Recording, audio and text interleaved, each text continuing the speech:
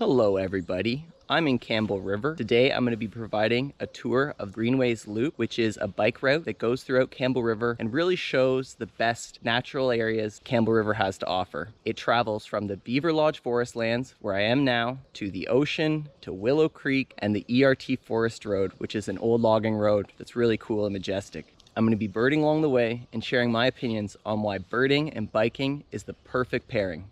So this quiet country road is the start of the Greenways Loop for me. Next you take this little connector trail to the Beaver Lodge lands. Entering the Beaver Lodge.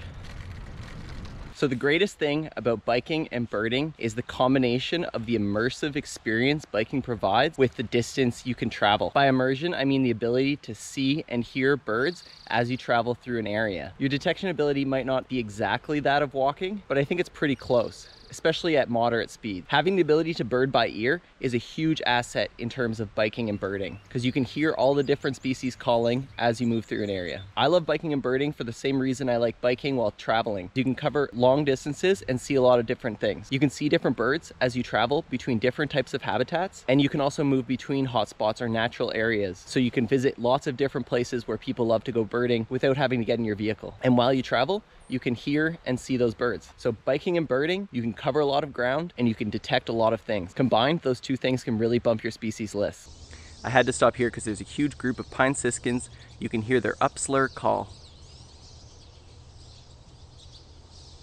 Here's my ride for you bike nerds out there. It's more of a road hybrid. There is some unpaved parts of the trail, which can be a little bumpy. Another great thing about pairing birding and biking is you don't have to get in your car, burn gas, to get to those birding hotspots. I'm on the south edge of Beaver Lodge now, about 10 kilometers away from my house, and it didn't take me too long to get here. I drive places to go birding.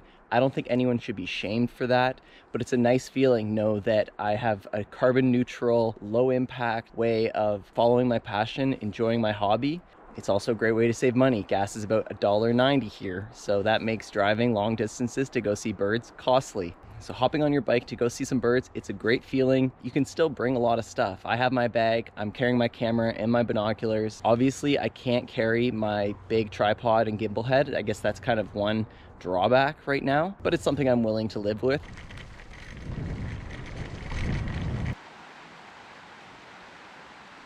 So in terms of optics, I'm just using my regular 10x42s. These guys I've had for about 10 years. They're probably in need for a replacement by now. Biking and birding might be a situation where a compact pair of 10x25, something like that, might be a good option. Normally I don't like those compact binoculars because you do get less light. Another nice compact option might be a monocular, which you could easily carry in a pocket. Regardless, I think accessibility is key. So if you can access your binocular or whatever you're using quickly when a bird arrives, that might be the best option for you. So full disclosure, I did shoot this over 2 rides. So if you notice any continuity errors in terms of my shirt, that is why. So now that's the end of the Beaver Lodge trail. The trail gets a little boring from a nature standpoint here for a little bit.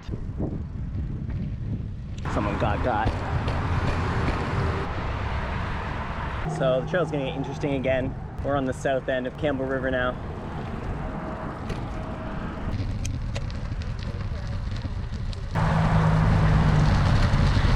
Puppies.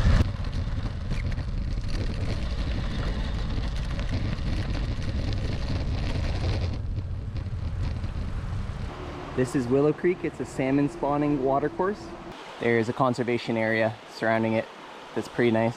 I think combining biking and birding has a lot of potential for avian monitoring. Birding not just for pleasure, but also to collect data in a bit more rigorous way to get inventory data, monitoring trends over time. There's a lot of different reasons why people conduct avian monitoring programs. I think by combining cycling and birding, it allows you to get to different sampling locations relatively quickly. Today, I have been using eBird every once in a while to sample birds around me using the stationary sampling protocol in eBird. I've been doing these mock surveys for 3 minutes at a time, which I think is kind of the minimum time for point count surveys, which are the standard way of sampling birds in more of a rigorous protocol than kind of a meandering survey.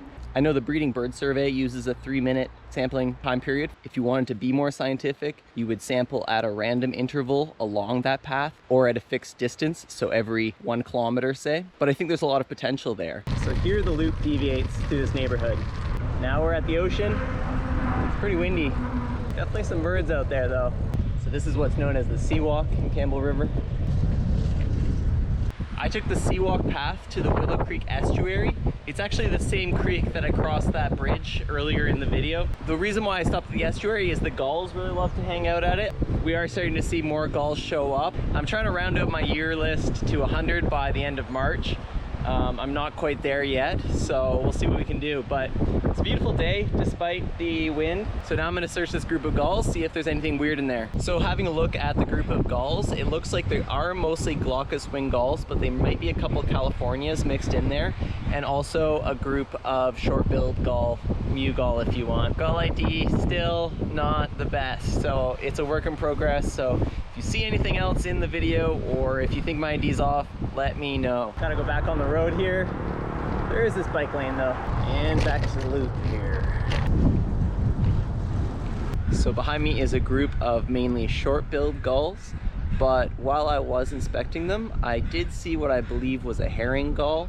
Can't remember if that's new on the year or not. I think maybe I did see one earlier, but they are certainly infrequent, but you could see the light pupil. They just redid this part of the walkway and did a really nice job.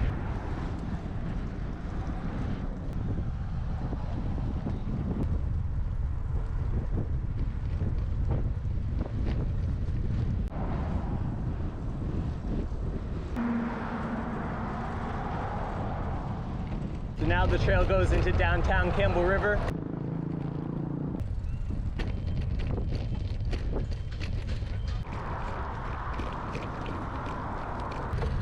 Okay, we're back on the fun part of the trail here. So we're back on the ERT road, which is the old logging road. Still climbing. Very spring-like out now. All right, that's the end. This is where I turned the other way. So I've just completed the loop.